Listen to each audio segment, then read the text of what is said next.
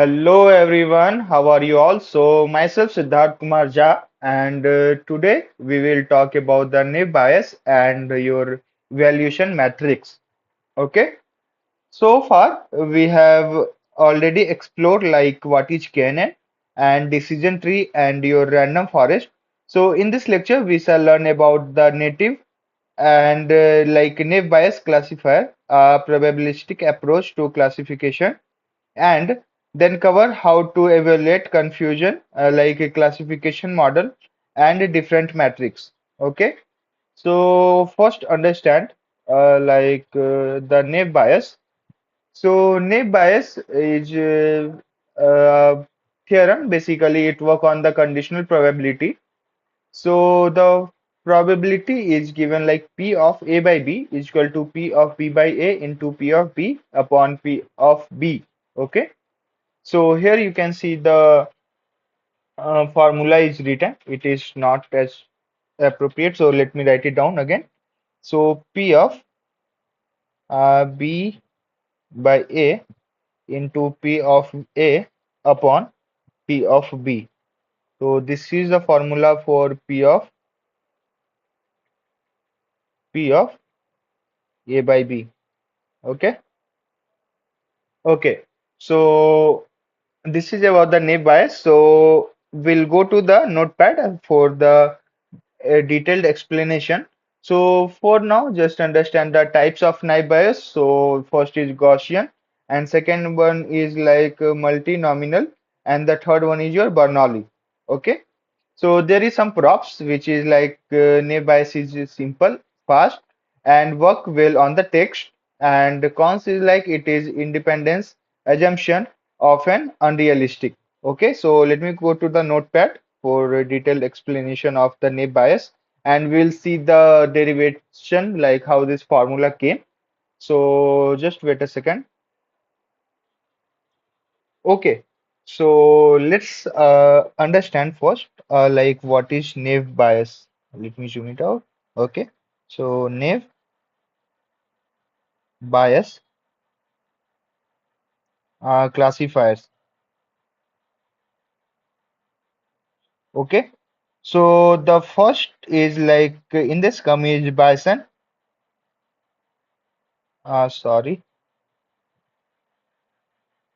Bayesian or bias theorem. Okay, so the theorem is like P of A by B is equal to P of B by A into P of A upon P of B. Okay, so this is nothing but your conditional probability. So we will understand, like we will now see the derivation of this. So tell me one thing, like what is P of A by B? Do you know the formula for the P of A by B? Tell me. Just think and just able to, are you able to recall like formula for P of A by B? Okay.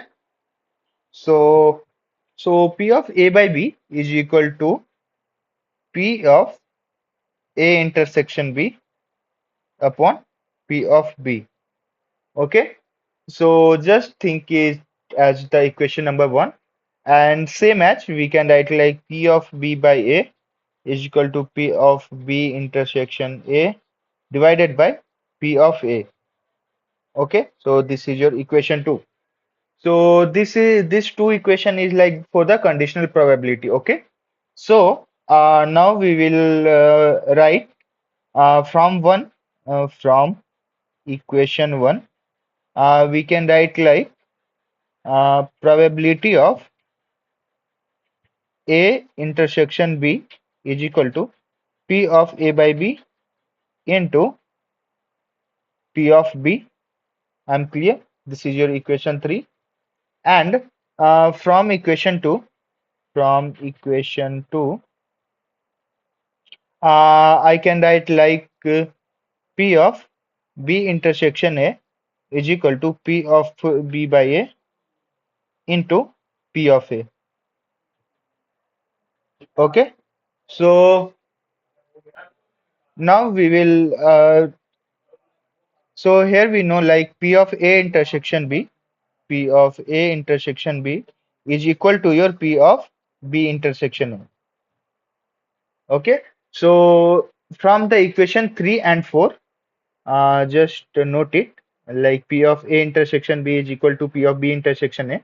So from the equation 3 and 4, what we can write?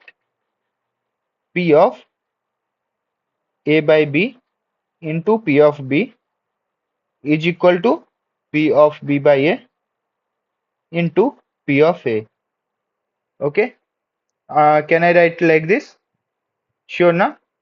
So, from here, so P of A by B is equal to how much? P of B by A into P of A divided by P of B. So this is the formula for your Bison network, what I have written here. So just analyze this. Just see the same formula I have written here and I have derived here. So this is about the derivation part. I am zooming out. Just write it down for your reference. So now we will understand like what is the meaning of each and every term which we have used in this. Okay, so I hope you have written. So let me go to the next slide and let me zoom in. Okay. Okay. So now we will understand like what is P of A by B means. Okay. So P of A by B is nothing but the probability of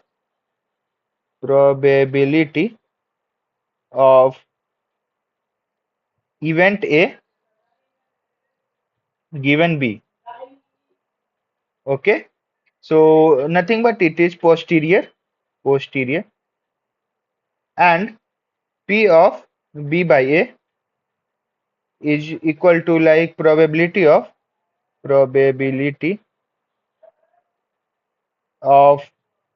event B given A. So you can say the likelihood or likelihood, and the next one is like P of A and P of B. So P of A is equal to like prior probability of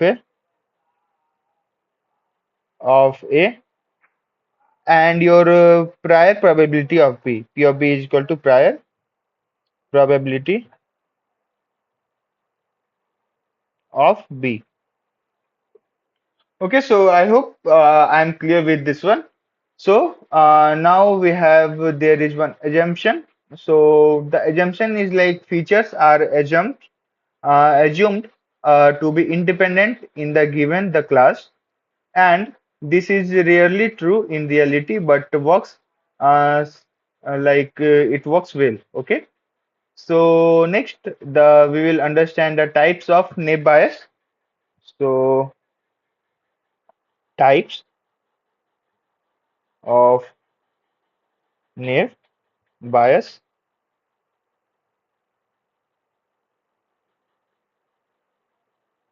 Okay. So the types are like the first one, which is your Gaussian naive bias. So in the Gaussian naive bias, like it is for continuous data. It is for continuous data. So assume like the normal distribution. Okay. And the second one is your multinomial naive bias. Multinomial naive bias. So in this, it is nothing but it is for the discrete counts. So for example, like word frequency in a text. Okay. And the last one is your Bernoulli naive bias. Third one is your Bernoulli naive bias. So in the Bernoulli bias, it is for the binary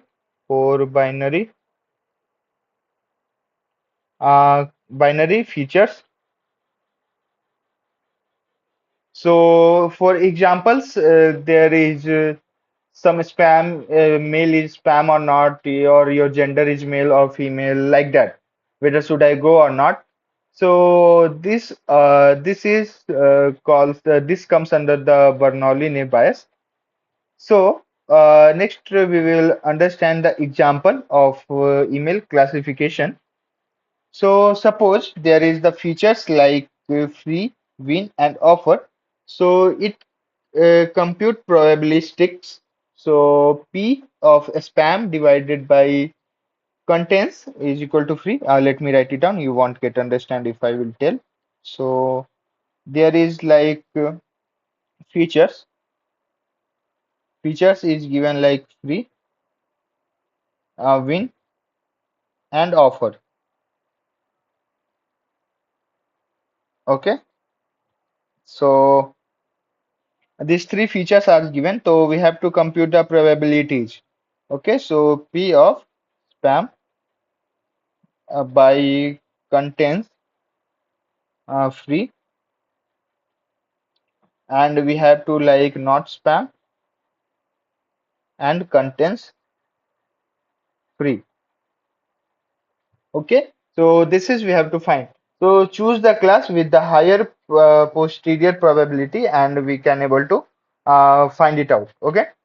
So next, moving further for the like advantage and disadvantage part. So if we talk about the advantage, let me go to the next page. So if we talk about the advantage, okay. So let me write it down. Advantage.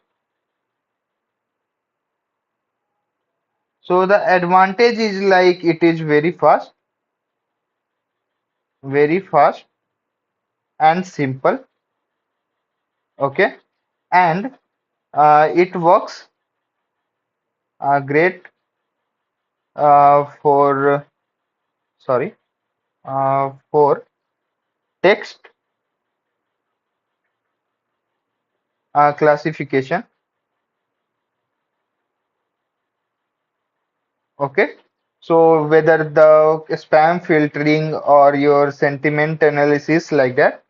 And the next one is your it requires little training data.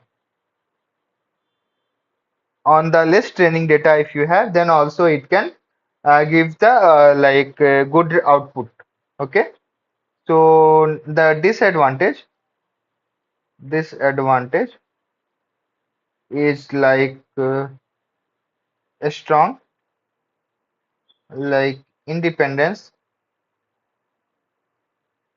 assumption, like not always realistic. And the second one is like struggles if features are highly correlated. If features are highly correlated. Okay, so I hope I am clear. So now we will see the practical demonstration of the this one. So let me go to the Jupyter book now, and we'll see the practical demonstration for this. So Jupyter notebook. Just hold a second, guys. It will take, I think, 10-second time to open.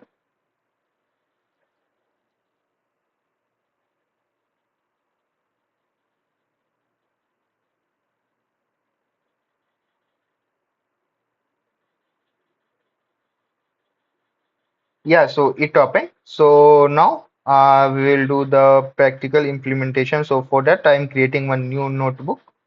So let it open. Okay, select Python 3 kernel. And so we will write like we have to import some library. So for the loading dataset, what we are importing. So from sklearn dot datasets import what you are importing load ids. Okay, and next you will write like you have to import the train test split. So from scalar dot model selection import what you will import train test split. Okay, na train test split. Okay, so the next one we will import the naive bias. So from scalar dot naive bias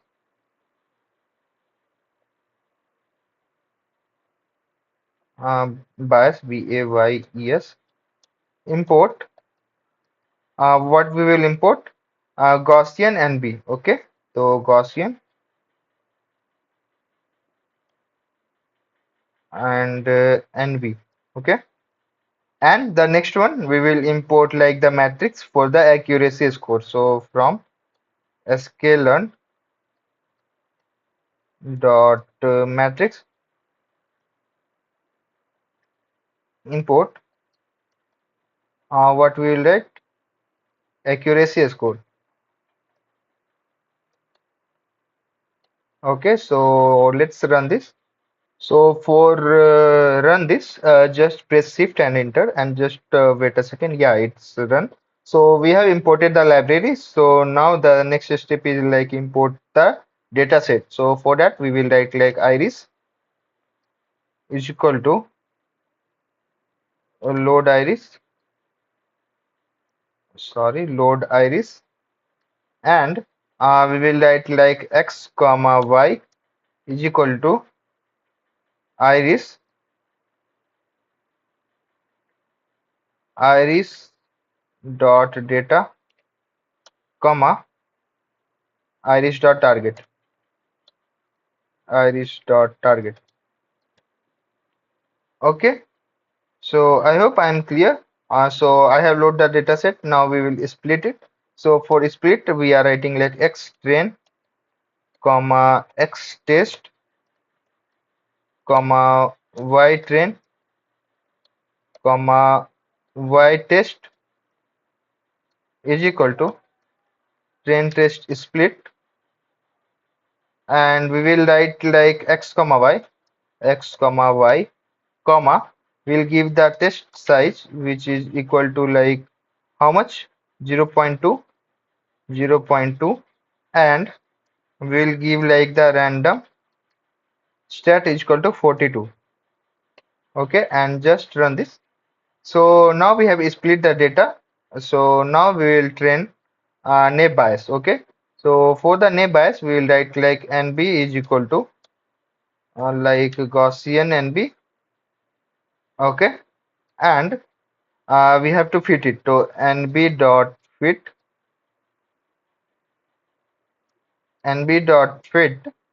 and on what you are going to fit x train comma x test, sorry x train x underscore train comma y underscore train. Okay, so let's fit it. So just hold a second, it is executing and b is not defined. Okay, here it should be nm, I have written nb. Okay, so see it came.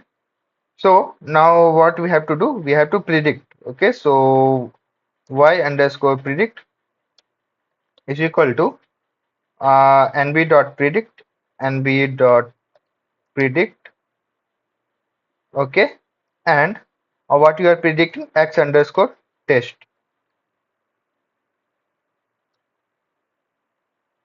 x underscore test. Okay, so just run this. So now we will print that. Okay, so print your naive bias accuracy. So naive bias accuracy. Okay, and comma you will write like accuracy score, and for what? So y test and y predict, y test comma y predict. Okay, so just run this. So it came the accuracy is 1. So this is how we can see the practical explanation for the naive Bayes classification. So let me go to the slides for the next topic. So the next topic is like your evaluation matrix. Okay, so in this evaluation matrix, there are three things mainly, which comes like accuracy, precision, and recall. So first understand the four terminology, which is TP, FP, TN, and FN. So TP means true positive, F means false positive, and TN means true negative and false negative FN. So the accuracy will be your TP plus TN divided by total, which is your TP plus FP plus TN plus FN. And precision is nothing but TP upon TP plus FP. And recall is your TP divided by TP plus FN. And your F1 score is nothing but your harmonic mean of the precision and recall. Okay. So, the when it is used to balance the dataset, like for the accuracy and imbalance dataset for the precision, recall, and F1 score. Okay, so let's go to the what it is. Notepad for the its a detailed explanation. So let me open this. Okay, so let me write it down the confusion matrix. Okay, so confusion matrix. So the topic is like your evaluation matrix.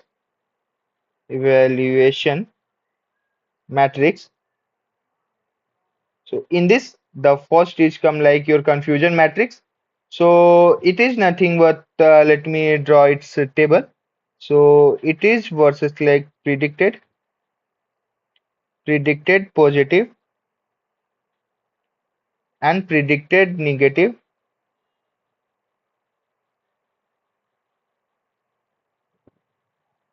and your actual positive,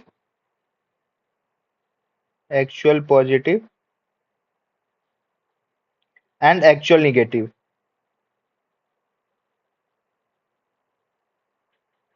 Okay, so for let me change the color. So actual positive and predicted positive, it is true positive. Okay, true positive, which is nothing but TP. Okay, and for the actual positive and predicted negative, it is like false negative, which is your FN. Okay, and for the actual negative and predicted positive, is for the false positive, which is your FP. And for the actual negative and predicted negative is like your true or negative, which is your TN. Okay, so the first, just write it down. This is your matrix. So now from this matrix we will find out like the first one, which we will find out like accuracy. So the accuracy is your TP plus TN divided by TP plus TN plus FP plus FN. So its limitation is like it is misleading with imbalanced data, like 95% not spam and 5% spam. So this is misbalanced or imbalanced. So it will mislead us in that scenario. Okay. So the next one is your precision. So next one is your precision. So precision is nothing but true positive upon true positive plus false positive.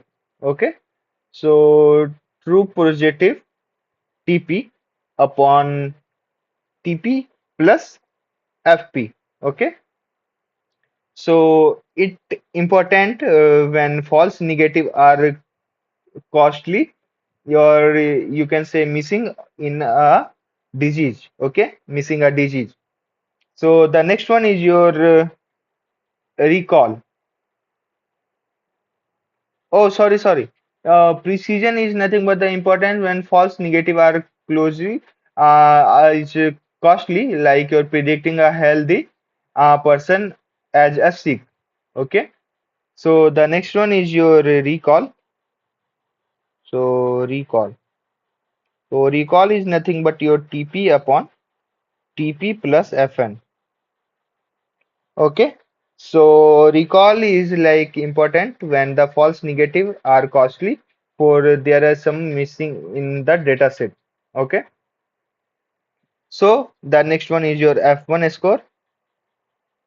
It is the harmonic progression of the precision and recall. So it is written like 2 into precision into recall upon precision plus recall. Okay, so I hope I am clear with this. So the next one is like your ROC curve and AUC, which is advanced, and this is optional for you. So let me go to the next page. So let me write it down. So ROC curves and AUC. Okay, so this is little bit advanced, which is not it. This is optional. Okay, so ROC curves. So this plot true positive, true positive rate versus your false positive rate. Okay, and your AUC, which is area under the curve, is measures like overall performance. So it is closer to one, which is like better model. If closer to one, we are writing like better model. Closer to one means 100% accurate. Okay. So we will comparison of all the algorithms which we have read. So the first one is like algorithm and strength. So the first one we have talked about the KNN. So it is simple and non-parametric. And the next one is like decision tree. Decision tree. So it is easy to interpret. Easy to interpret. And the next one is your random forest. So it is reduce overfitting,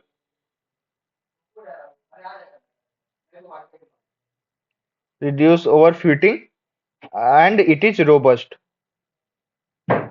And the next one is your naive bias. So it is fast and good for text. Good for text. So I hope this comes like this lecture is really helpful for you guys. So and that we have wrap up with the third I think it's time to wrap up with the third module. So I think I have completed all the topics which I have covered. Oh, sorry, this is your fifth module. Sorry, my bad. So I think I have completed your all the fifth module which is required for you. So thank you guys. Thank you for attending this lecture. So I will see you in the next video with the next concept in the machine learning only. So तब तक के लिए stay tuned. So see you in the next video. तब तक के लिए keep learning and keep exploring. Bye bye.